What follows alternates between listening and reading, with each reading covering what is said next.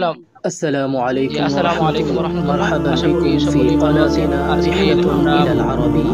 আমাদের Welcome to our 18তম আরবি channel Journey প্রভাষক to Arabic. নিবন্ধন লিখিত এর প্রস্তুতির ফ্রি ক্লাস, প্রথম ফ্রি ক্লাস আমরা শুরু করছি। তো আমাদের যে মূল বিষয় সেটা হচ্ছে আমরা প্রথমত আমাদের ফ্রি ক্লাসটা নিচ্ছি এজন্যই আমরা আমাদের কোর্সটাকে সর্বোচ্চ সুন্দরভাবে গোছানোর চেষ্টা করেছি। তো সেই জায়গা থেকে আমরা চেষ্টা করছি সর্বোচ্চভাবে যেন কোনো ভাবেই আপনাদের কোনো বা সার্ভিসে যেন কোনো কমতি না থাকে। সেই জন্য আমরা পুরোপুরিভাবে চেষ্টা করছি। তো আশা করি আপনারা শেষ পর্যন্ত ফ্রি ক্লাসটা করবেন। আহ, অবশ্যই অবশ্যই আপনারা একটা সুন্দর গাইডলাইন পাবেন, যারা ভর্তি হবেন যারা ভর্তি হবেন না সবার জন্যই একটা ভালো গাইডলাইন থাকবে। এবং পরবর্তী ফ্রি ক্লাস যেটা হবে সেটা তো জয়েন করবেন। ভর্তি হওয়া না হওয়া পরের বিষয়, একটা গাইডলাইন সুন্দরভাবে অত্যন্ত জরুরি। এটা যদি আপনারা নিয়ে রাখতে পারেন তাহলে অবশ্যই আপনাদের জন্য প্রিপারেশন নিতে অনেক। প্রথমে একটু সিলেবাসটা বিশ্লেষণ করব। শুরুতেই আমরা একটু সিলেবাসটা বিশ্লেষণ করব। সবাই একটু স্ক্রিন দেখতে পাচ্ছেন কি? জি, দেখা যাচ্ছে। জি। স্ক্রিন দেখা যাচ্ছে। তো এখানে আপনারা সিলেবাসটা দেখতে পাচ্ছেন। সিলেবাসের মূল প্যাটার্নটা হচ্ছে আমাদের, আমি একটু ছোট করে নিই, সরি। জি। তো এখানে সিলেবাসটা আমাদের চারটা পার্টে বিভক্ত। এর আগেও সিলেবাস নিয়ে আমি একটা ভিডিও তৈরি করেছিলাম, আশা করি আপনারা দেখেছেন। তো চারটা পার্টে বিভক্ত থাকায় এখানে প্রথম অংশ হচ্ছে আহ, আরবি সাহিত্য, দ্বিতীয় অংশ হচ্ছে তাফসির, তৃতীয় অংশ হচ্ছে আল হাদিস, চতুর্থ অংশ হচ্ছে আল ফিক। তো এই চারটা অংশে বিভক্ত। প্রথম অংশ, এর মধ্যে দুইটা পার্ট আছে, একটা হচ্ছে গদ্য, অর্থাৎ আরবি সাহিত্য অংশের মধ্যে দুইটা পার্ট, একটা গদ্য আর একটা হচ্ছে পদ্য আর নাজাম আমরা যেটাকে বলি। তো সেই জায়গা থেকে আর দুইটা অংশ থেকে সম্পূর্ণ আলাদা আলাদা। প্রথম কোয়েশ্চেনের যে আমাদের 10টা কোয়েশ্চেন হয়, তার 10টা কোয়েশ্চেনের প্রথম 4টা কোয়েশ্চেন গদ্য এবং পদ্য থেকে আসে, অনুবাদ এবং ব্যাখ্যা সহ। ঠিক আছে। আর পরের অংশ হচ্ছে আর তাফসির। তাফসিরের মধ্যে তিনটা সূরা ইনক্লুড করা হয়েছে: সূরাতুল বাকারা, সূরাতুল ইয়াসিন, সূরাতুল হুজুরাত। তো এখান থেকেও দুইটা অনুবাদ আসে, অথবা দিয়ে যে কোনো একটার আনসার করতে হয়, উত্তর দিতে হয়।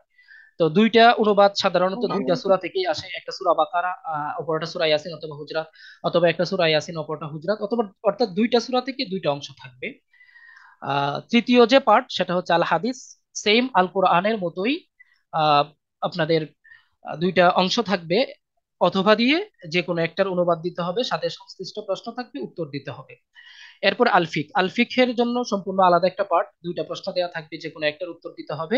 আলফিক অংশে দুইটা অধ্যায় অন্তর্ভুক্ত করা হয়েছে: 1 নম্বর কিতাবুল বুয়ু, 2 নম্বর কিতাবুল কারাহিয়া।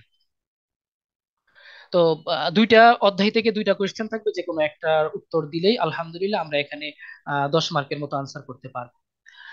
এরপরে এই যে আমাদের সিলেবাস, এই সিলেবাসের বাহিরেও আমাদের কিন্তু সিলেবাস থেকে প্রাপ্ত, আমি এখানে ইনক্লুড করেছি দেখতে পাচ্ছেন, যে সিলেবাস থেকে প্রাপ্ত অভিজ্ঞতার আলোকে আরো তিনটা প্রশ্ন আসে। তো প্রাপ্ত অভিজ্ঞতার আলোকে তিনটা প্রশ্ন: 1 নম্বর হচ্ছে 5, 2 নম্বর 6, 3 নম্বর 8। তো এই কয়েকটা প্রশ্ন সিলেবাসের বাহিরে আসে। সরি, এই এটা 8 হবে না, এটা 7 হবে। তো তিনটা প্রশ্ন আসে। তিনটা প্রশ্নের মধ্যে একটা হচ্ছে আল আদাবুল আরবি থেকে, অর্থাৎ আরবি সাহিত্য থেকে একটা প্রশ্ন আসে। এই প্রশ্নটার উত্তর দিতে হয়। এটা নিয়ে আমরা আমাদের ক্লাসে ইনশাল্লাহ বিস্তারিত আলোচনা করব যখন আসবে। আজকের ক্লাসে আরবি সাহিত্যের একটা প্রশ্ন আছে। আর 2 নম্বর হচ্ছে তাহবিলু মিনাল লুগাতিল বাঙ্গালিয়া ইলাল আরাবিয়া, অর্থাৎ বাংলা থেকে আপনাকে আরবিতে অনুবাদ করতে হবে। বাংলা একটা এবারত দেওয়া থাকে, তাকে আরবিতে ট্রান্সলেশন করতে হয়। আহ, এটা 6 নম্বর প্রশ্নে থাকে। এরপরে 7 নম্বর প্রশ্নে মাকালাতুম বিল লুগা আল আরাবিয়া বিমাউদুইন হাদির, অর্থাৎ উপস্থিত কোন একটা বিষয় সেখানে লেখা থাকে, এটা সম্পর্কে আপনাকে একটা মাকালা লিখতে হবে। এটার মধ্যে 10 মার্ক থাকে। তা দেখতে পাচ্ছেন পাশে আমি মার্ক গুলা লিখে রেখেছি, যে প্রত্যেকটার মধ্যে কিন্তু 10 মার্ক। তো এই হচ্ছে টোটাল 10টা প্রশ্ন থাকে। সিলেবাসের বাহিরের প্রশ্নগুলোর জন্য আমরা কিভাবে পড়বো, কিভাবে প্রস্তুতি নিব, সেটার জন্য প্রপার একটা গাইডলাইন ইনশাল্লাহ আপনারা পাবেন। আহ তো এই মুহূর্তে আমরা চাচ্ছি আমাদের মূল ক্লাসটা শুরু করতে।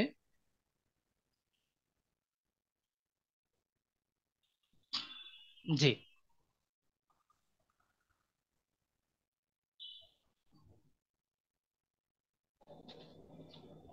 আসসালামু আলাইকুম। ওয়ালাইকুম আসসালাম। হুজুর আমাদের কি কি লিখতে হবে খাতায়? না না, কিছু লেখা লাগবে না, জাস্ট ক্লাসটা শুনবেন, পরবর্তীতে অডিও দেওয়া হবে, সরি ভিডিও ক্লাস দেওয়া হবে, হ্যাঁ। আচ্ছা, যাক। Okay. আচ্ছা, তো দেখতে পাচ্ছেন আমরা আমাদের মূল ক্লাস লেকচার লেকচার শিটে স্টাডি প্ল্যানে আমাদের যে অংশটা দেয়া ছিল, সেই অনুযায়ী। জি। আচ্ছা।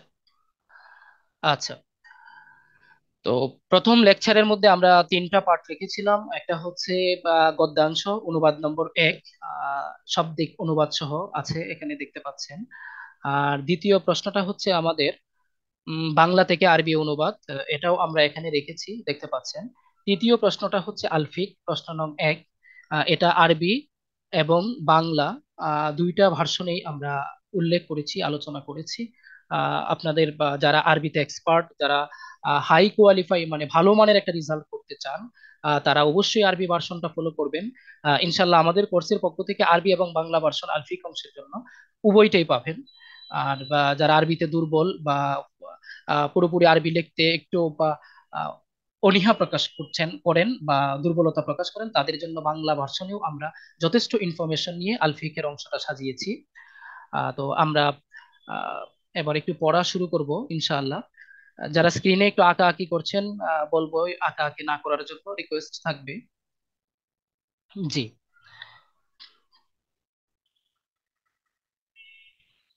আমি একটু মুছে দেই।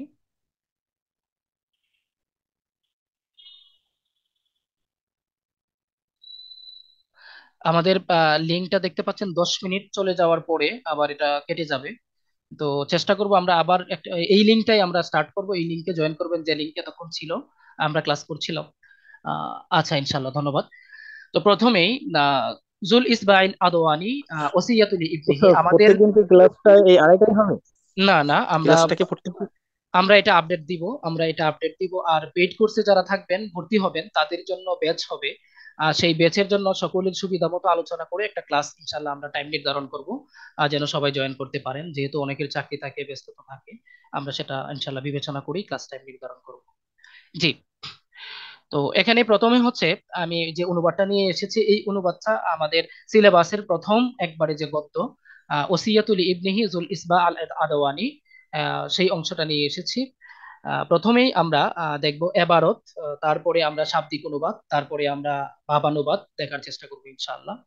তো এবারতটা হচ্ছে ইয়া বুনাইয়া ইন্না আবাকা কাদ ফানিয়া ওয়া হুয়া হাইয়ুন ওয়া আশা হাত্তা সাইমাল আইশা ওয়া ইন্নী মুসিকা বিমা ইন হাফিজতাহু বালাগতা ফি কওমিকা মা বালাগতুহু ইহফাজ আন্নি আলিন জানিবাকা লিকওমিকা ইউহিব্বুকা ওয়া তাওয়াদা লাহুম ইয়ারফাউকা ওয়াবসুত লাহুম ওয়াজহাক ইউতিউকা ওয়ালা তাস্তাসির আলাইহিম শাইইন ইসাউবিদুকা ওয়াকরিম সিগারাহুম কামা তুকরিমু কিবারাহুম ইকরিমুকা কিবারুহুম ওয়ায়াকবুরু আলা মাওয়াদ্দাতিক সিগারুহুম ওয়াসমাহ বিমালিক ওয়াহমি হারিমাক ওয়াজিজ জারাক ওয়াআইন মান ইস্তাআনা বিক ওয়াকরিম দয়ফাক وأسرع النهد في الصريخ فإن لك أجلا لا يعدوك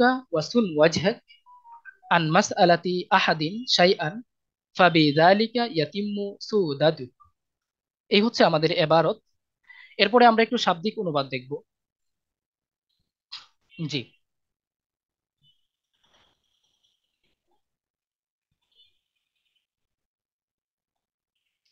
তো প্রথম শব্দটা আমরা এখানে দেখতে পাচ্ছি যে বুনাইয়া, আমার প্রিয় ছেলে, ফানিয়া, ধ্বংস হয়েছে, হাইয়ুন, জীবিত, আশা, জীবন যাপন করছে, সাইমা, বিরক্ত হয়েছে, আল আইসা, জীবনযাপন করছে বা জীবনযাপন করা, এটা মাসদার।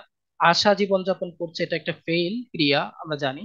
আর আল আইসা একটা মাসদার, এই জন্য জীবনযাপন করা। মৌসি, উপদেশ দানকারী। হাফিজতা, তুমি রক্ষা করেছো। বালাগতা, তুমি পৌঁছেছো। আলিন, নম্র হও। লেখা একটু জুম করলে ভালো হয়, লেখা জুম করলে ভালো হয় স্যার। আরো জুম করব? আচ্ছা আচ্ছা, ওকে। সাজার মতো নিজে নিজে জুম করে নিলেই তো হয়, প্রয়োজন মতো নিজের মতো জুম মানে করে নেন। আমরা যদি ওই নিজের মতো একটু নিজে ডিজাইন বেশি, করা যায়। যে বেশি জুম করি তাহলে দেখা যাচ্ছে বারবার আমাকে ক্লাসটা নিতে একটু মাঝখানে ওই ওই স্কিপ করতে না হচ্ছে। স্যার, আমরা নিজেরা হাত দিয়ে মানে নিজের একটা পিকচারের হাত উপর দিয়ে করে ধরে। নিলে আমার জন্য একটু ইজি হবে, হ্যাঁ, ইনশাল্লাহ। জুম তো নিজের মতো করে নিলেই হয়। জি জি জি ভাই, একটু নিজের মতো করে নেবেন কষ্ট করে। আচ্ছা, তারপরে কওমি গোত্র, ইউহিব্বু ভালোবাসবে, তাওয়াদা বিনয়ী হও, ইয়ারফাউ তারা সম্মানিত করবে, উবসুত হাস্যোজ্জ্বল হও, ওয়াজহা চেহারা, লা তাস্তাথির প্রভাব বিস্তার করবে না, শাইইন কোনো বিষয় কোনো কিছু, ইসাউবিদু তারা নেতা বানাবে, আকরিম সম্মান করো।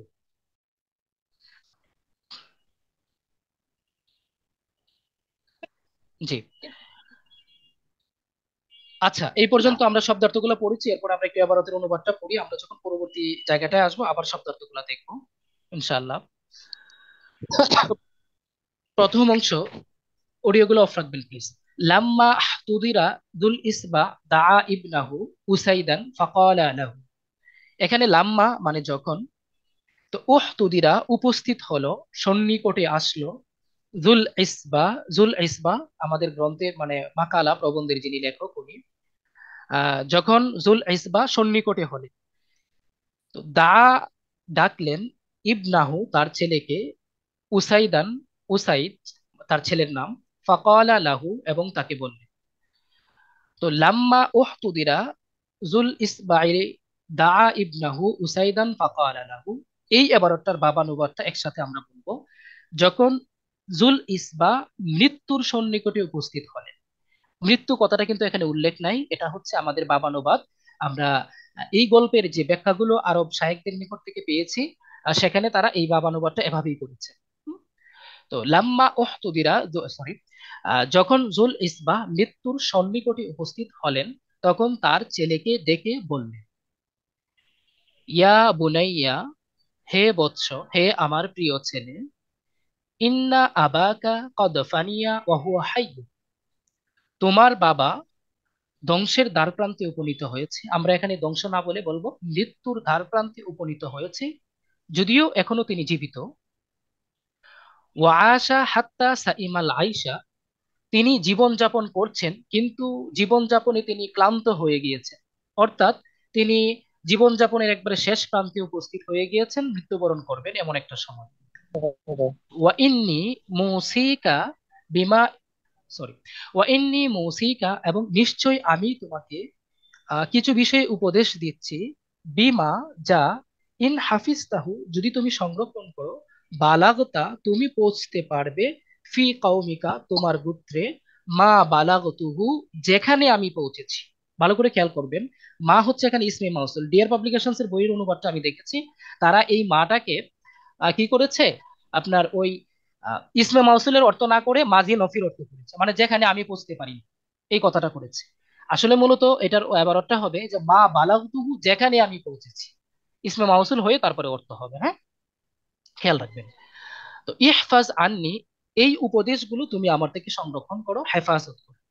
তাহলে ওয়া ইন্নি মুসিকা, এখান থেকে আমরা অর্থটা এভাবে বলবো যে আমি তোমাকে কিছু বিষয়ে উপদেশ দিচ্ছি, যদি তুমি এই উপদেশগুলো সংরক্ষণ করো, তাহলে তুমি এমন স্থানে পৌঁছতে পারবে যেখানে আমি পৌঁছতে পেরেছি, অর্থাৎ গোত্রের লিডার যে আমি হয়েছি তুমিও সেই লিডার হতে পারবে, একজন যোগ্য লিডার হতে পারবে। সুতরাং তুমি তা আমার থেকে সংরক্ষণ করো।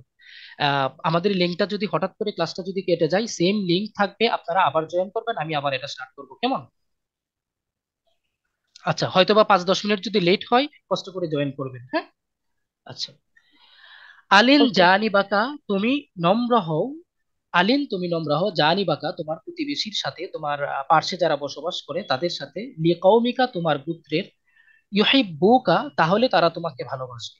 তো আলিন জানিবাকা লিকৌমিকা ইউহিব্বুকা, তোমার প্রতিবেশী যারা আছেন তুমি তাদের সাথে নম্র আচরণ করো, ভালো আচরণ করো, তাহলে তারা তোমাকে ভালোবাসবে।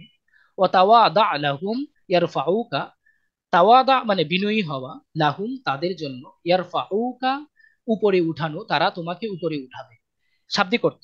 তো আমরা বাবানুবাদটা এভাবে বলবো, তুমি তাদের সাথে আচার আচরণে বিনয়ী হও। এখানে অনুবাদটা আসলে আমরা কিভাবে করব? এখানে অনুবাদটা করব তাওয়াদা লাহুম ইয়ারফাউকা, তুমি তাদের সাথে বিনয়ী হও, তাহলে তারা তোমাকে সম্মানিত করবে।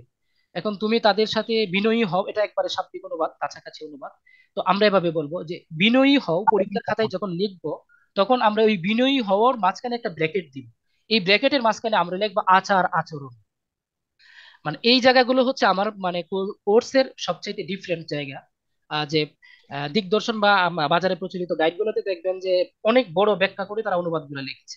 আমি একবার শর্ট ব্যাখ্যার সাথে এই জায়গাগুলোতে একটু ডিফারেন্ট, একটু বিশেষত্ব এনেছি। যে আপনি ওই ব্র্যাকেটের মধ্যে বোঝার জন্য যতটুকু দরকার, যে কয়টা শব্দ দরকার এই কয়টা শব্দ জাস্ট অনুবাদের মধ্যে লিখবেন, ব্র্যাকেটের মধ্যে বুঝিয়ে দিবেন। মানে বাবানুবাদের মধ্যে এটা উঠবে না, বোঝানোর জন্য যে সব শব্দগুলো আপনি এড করবেন। তো তাওয়াদা লাহুম ইয়ারফাউকা। সম্মানিত ভিউয়ার্স, আমাদের ক্লাসের মূল অংশটি এখান থেকে রাখা সম্ভব হয়নি, তাই বিষয়টি ক্ষমা সুন্দর দৃষ্টিতে দেখবেন। তো ক্লাসের শেষ মুহূর্তে বেশ কিছু গুরুত্বপূর্ণ বিষয় নিয়ে আলোচনা হয়েছিল। সর্বশেষ আমাদের একটা অ্যানাউন্সমেন্ট ছিল, যারা আজকের মধ্যে মানে আজ রবিবারের মধ্যে 12টার মধ্যে ভর্তি হবেন তারা 3000-এর জায়গায় 2000 টাকায় ভর্তি ফি দিয়ে ভর্তি হতে পারবেন। এছাড়াও বিশেষ কিছু সুযোগ সুবিধা তো আপনারা পাচ্ছেন, থাকবে ইনশাআল্লাহ। বিস্তারিত ভিডিওটি আপনাদের না দেখাতে পারার জন্য আন্তরিকভাবে দুঃখিত। আসসালামু আলাইকুম।